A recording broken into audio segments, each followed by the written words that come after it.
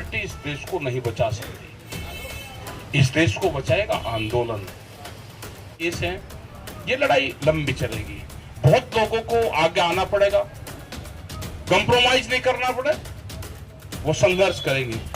Doctor Ritu समझौतेवादी नहीं है, तो पूरा संघर्ष 13 महीने वहां पे किया और जो उनसे धरती से आते हैं, यूथ बच्चे सब आपके साथ में हैं। जब जब भी आप बुलाओगे हम आएंगे। 6 तारीख में भी हम कहेंगे कि लोग यहाँ पे आएंगे। 6 तारीख का ये अधिकार मार्च जो 6 तारीख का है, इसमें निकाल लेंगे। और डॉक्टर रितु से सब लगाव करते, सब जानते हैं डॉक्टर रितु को। कई बार आने का वो हुआ भी, सुबह के टाइम पे हमने बताया तो इन्होंने मैंने करवा दी कि सुबह नहीं आना। उस टाइम पे टाइम नहीं लगा, लेकिन बड़ा संघर्ष इनका है। और इन्होंने जो गाजीपुर वाला बॉर्डर था, जब किसान आंदोलन हुआ तो 13 महीने ये और उनकी टीम पूरी, वकील साहब, प्रोफेसर साहब, ये सब लोगों का बड़ा साथ वहां पर रहा। जातिवाद का खेल देश में है, बड़ा हो रहा है। और हमने कहा भी है कि किसान की भी कोई जाति नहीं है, न मजदूर की कोई जाति है। गांव में रहने वाला किसान भी और किसी भी जाति का है। आप जाकर देखो, गंगा के खद्दर में आप जाओ, वहां पे ये तो कुछ लोग हैं कि जो शहरों में और उसके आसपास लोग आ रहे हैं, वही उसका लाभ लेते हैं। आप जाओ, चौहान बिरादरी है, ठाकुर, आप देखे पहचान भी देगा कोई न कोई। उनकी हालात देखो आप कि बहुत बुरी स्थिति में। तो जो गांव में है उसकी स्थिति खराब है। इसलिए गांव से जो भूमिहीन किसान थे वो निकल के और शहरों की तरफ, रोजगार की तरफ आ गए। गांव के लोग अब जमीन बेच रहे हैं अपनी। हमने कहा है कि मिट्टी में सने हुए हाथ, आप दिल्ली मखमली चौखट पे कहीं आप जाओ तो आप किसी भी जाति के हो, आपको देखो बैठा ले, आप मिट्टी में सने हुए हाथ लेकर आ जाओ। व्यवस्था खराब है जो सरकारों ने की, व्यवस्था खराब जो बिल्कुल यहाँ पे जो कहा है कि आरएसएस के लोगों का एक बड़ा एजेंडा चल रहा है। हमने बहुत दिन से कह रहे थे जब वहां आंदोलन चला कि कैमरा और कलम पे बंदूक का पहरा है, रोटी तिजोरी में बंद होगी, बड़े लोगों का रोटी पर अधिकार होगा, भूख के आधार पर रोटियों की कीमतें तय होगी। जैसे आप देख रहे हैं कि फ्लाइट का आप टिकट लो, ट्रेन का टिकट लो, पहले होता था कि भाई एक ही होता था। आज आपने ऑनलाइन करा, आपने जब तक उसको क्लिक करोगे जब तक उसके 1000 रुपए बढ़ा देंगे। आप दूसरी लाइन वो चेक करो, उसके बढ़ जाते हैं। आप उसको छोड़ दो, वो घट जाते हैं, पता ही कुछ नहीं है। आपने बुकिंग डाल दी, फिर उसमें सीट दिखाएंगे कौन सी सीट से ये, उसके 300 रुपया फिर ले लेंगे। तो जो पूंजीवाद है ये इतना हावी है कि टेक्नोलॉजी का इस्तेमाल करता है कि आदमी की जरूरत है तो जरूरत के हिसाब से तय होती है कीमतें। यही रोटी पर होगा, क्योंकि अनाज पे बड़े लोगों का कब्जा होने वाला है। बिहार में बता प्रोफेसर साहब ने कि बिहार हम गए, बिहार इसलिए जाना पड़ा कि बिहार में 2006 में मंडी सिस्टम खत्म कर दिया। वहां पे बिहार के लोग आते हैं, 2 ही जगह बिहार के लोग अब जा रहे हैं, या तो वो एजुकेशन में जा रहे और या वो लेबर बन गया है। तो लेबर स्टेट बिहार बन गया है आज। वे वहां के किसान हैं, मजदूर हैं जो अपने गांव में रहकर काम करते थे, लेकिन उन्होंने बिहार को छोड़ दिया। क्या बगैर मंडी के जो 3 कानून थे वो यही तो थे? क्या बगैर प्लेटफार्म के कोई ट्रेन रुक सकती है? बगैर मंडी के कोई किसान कहीं सामान बेच सकता है? तो ये बहुत स्थिति खराब आज देश की है। आने वाले टाइम पे अगर ये सरकार आई तो और ज्यादा स्थिति खराब होगी। 2 ही विचारधारा के लोग बचेंगे। 2 साल का इनका एक एजेंडा तय हुआ है, 4 महीने उसको हो गए। ध्यान से सुन लेना, 4 महीने उसको हो गए, 20 महीने और बाकी है। जो लोग देश में आरएसएस की विचारधारा से सहमत नहीं होंगे उनके खिलाफ गांव के गांव में मुकदमे होंगे। वे अगर कहीं नौकरी में भी होंगे, जैसे डॉक्टर ही हो, उस विचारधारा को नहीं मानोगे तो नौकरी से हटाए जाओगे, आपके ऊपर केस दर्ज होंगे। आप किसी भी जाति के हो, आप आरएसएस विचारधारा को नहीं मानोगे तो आपके खिलाफ आपकी प्रॉपर्टी, आपके कारोबार, सब चीज आपके बंद होंगे। एक आदमी देश में चिन्हित होगा। आरएसएस की शाखाएं स्कूल में लग रही है तो हमारा नॉन पॉलिटिकल संगठन है, हमारे साथ में कोई अगर फोटो भी खिंचवा ले कोई कर्मचारी हो तो उसके खिलाफ कार्रवाई होती है। हम देशद्रोही हैं क्या? किसान और मजदूर आंदोलन चलाने वाले देश में वे देशद्रोह हो गए और संघ की शाखाओं में जाने वाला वो देशभक्त हो गया।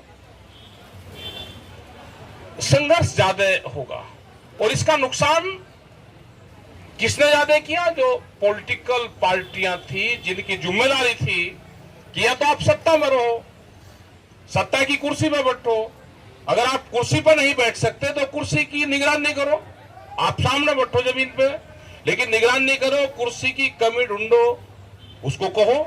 उसने कहना छोड़ दिया। देश का विपक्ष कमजोर हुआ तो देश में तानाशाहों का जन्म हुआ।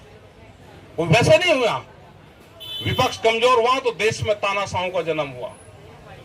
और हालात ये है कि जहां तक वोट की भी बात है, इनको जनता वोट नहीं दे रही, लेकिन ये तो बीजेपी का हारा हुआ कैंडिडेट जीत का सर्टिफिकेट लेके जाता है, वो कहने वाला कोई है नहीं। उत्तर प्रदेश के चुनाव में क्या हुआ? यही तो हुआ। मुजफ्फरनगर और शामली में 9 सीटें थी, 1 सीट विपक्ष के पास थी और 8 सीट सत्तारूढ़ पार्टी के पास में थी, जो आज हैं।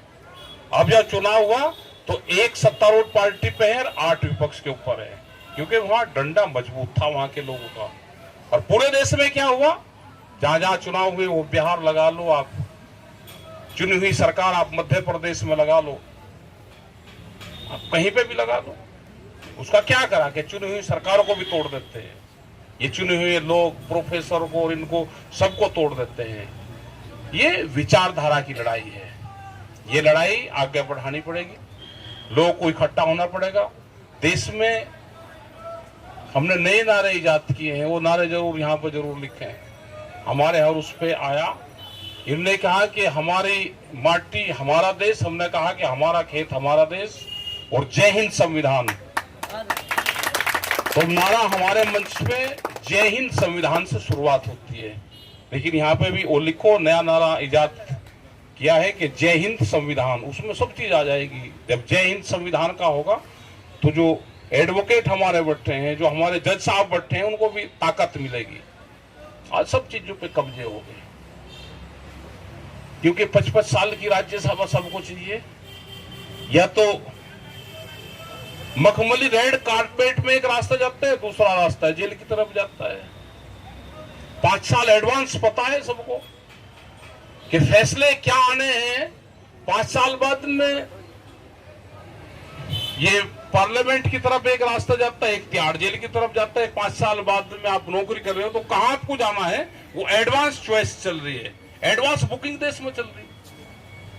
तो एडवांस बुकिंग अगर 55 साल की एडवांस बुकिंग हो जाएगी, रिटायरमेंट होने के बाद में कहां जाना है, अगर बुकिंग अभी से ही चल रही है, तो ये हालात तो होंगे। देश में पॉलिटिकल आदमी, पॉलिटिकल पार्टी इस देश को नहीं बचा सकती। इस देश को बचाएगा आंदोलन।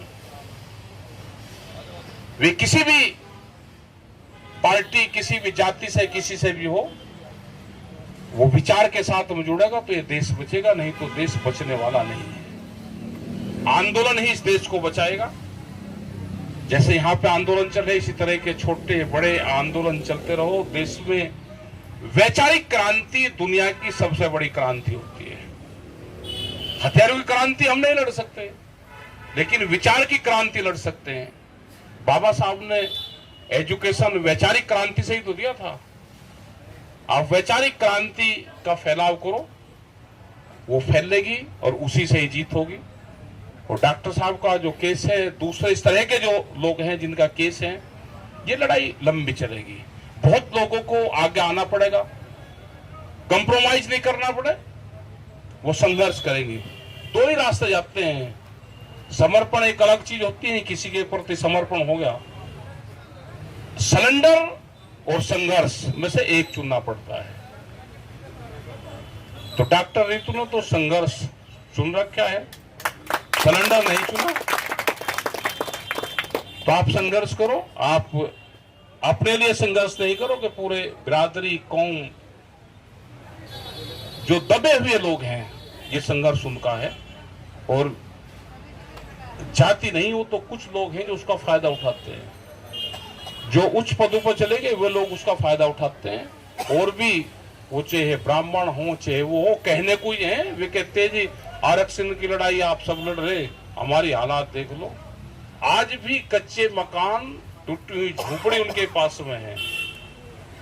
वो तो कुछ लोग हैं जिनको शहरों में रह रहे, वहां रह रहे, उनके नाम पर उसका फायदा ले रहे, किसी को नहीं मिल रहा। वे भी निकल के आना पड़ेगा उनको भी, सबको। वे अपनी लड़ाई लड़ रहे हैं वहां पे। वे भी कहते हैं हम जातियों में हम मर गए, हम हैं उच्च जाति के और इलाज हमारा सबसे ज्यादा हो गया। कहने को वो है, इलाज हमारा सबसे ज्यादा हो गया। तो ये है कि लड़ाई लड़ो, आप बढ़िया लड़ाई लड़ रहे हो, आपके साथ में सब लोग हैं और आप क्रांतिकारी हो। हमको पता है कि आप हटोगे नहीं, आप समझौतेवादी नहीं हो। डॉक्टर रितु समझौतेवादी नहीं है। तो पूरा संघर्ष 13 महीने वहां पे किया और जो से धरती साहबते हैं, इनका तो बड़ा परिवार पंजाब का आया। और पंजाब के लोग कभी कभी जब आते हैं 13 महीने, अगर पंजाब उठ के ना आता तो ये आंदोलन हो नहीं सकता था। अगर गुरुद्वारे हमारे साथ ना होते, गुरुओं का आशीर्वाद साथ ना होता तो ये आंदोलन चल नहीं सकता था। जिस तरह से उन्होंने लंगर और वो चलाए, हम सब लोग दान पुण्य तो कर देंगे लेकिन जो व्यवस्था होती है वो नहीं चलती। जिस तरह से उनकी व्यवस्था थी वो चलाई। हरियाणा के लोगों ने पूरा उनका साथ दिया, खास करके खाप पंचायत थे, वो खड़ी होकर पीछे खड़ी रही। वे कभी मूवमेंट में, हमारे समझौतों में, मीटिंग में कभी नहीं आए। उन्होंने कहा कि ना, खाप पंचायतों का हमारा मतलब है कि आप खड़े रहो, हम आपके पीछे लाठी लेकर खड़े, आपको छेड़ेगा नहीं कोई। तो जैसे उनका सपोर्ट मिला, पूरा पश्चिम उत्तर प्रदेश, पूरा देश खड़ा हो गया। 13 महीने एक देश की राजधानी को घेरना, ये ना कभी हुआ और ना कभी आने वाले टाइम पे कभी होगा। सिचुएशन ऐसी थी कि सब लोग उस सिस्टम से जुड़े, उन चीजों को याद करते रहेंगे। आने वाले टाइम पे देखते रहेंगे कि एक बार इस तरह की क्रांति हुई थी। आज उसका दूसरा रूप हम ट्रैक्टर ले आए। पहले लोग ट्रैक्टर लेकर नहीं चलते थे, लेकिन आज एक बार कॉल कर दो वहां पे कि ट्रैक्टर से चलना, तो बच्चे घर वालों से भी पता नहीं करते, ट्रैक्टर जोड़कर अपने आप लेकर चल जाते हैं। अभी मुजफ्फरनगर में एक मामला हुआ तो उसमें करीब 2000 से ज्यादा ट्रैक्टर आए एक ही शहर में।